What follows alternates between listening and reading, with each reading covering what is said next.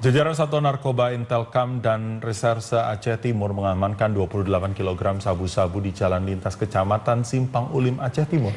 Selain barang bukti sabu, polisi juga mengamankan 3 tersangka dan yang ditangkap oleh polisi diamankan di Mapolres Aceh Timur untuk menjalani penyelidikan lebih lanjut.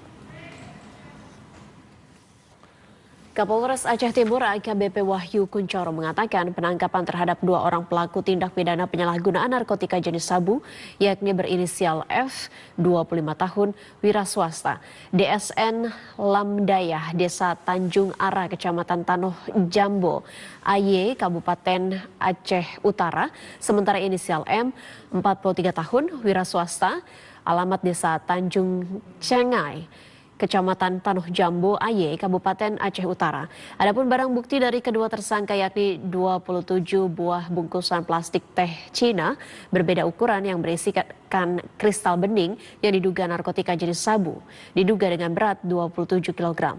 Sementara di lokasi berbeda dari hasil pengembangan, polisi menemukan 1 tersangka lagi disertai 1 kg sabu. Jumlah sabu yang diamankan mencapai 28 kg dan 3 orang tersangka. Selanjutnya para tersangka dan barang bukti dibawa ke Polres Aceh Timur guna proses penyelidikan lebih lanjut. Ketiga tersangka diancam hukuman mati dan maksimal 20 tahun penjara.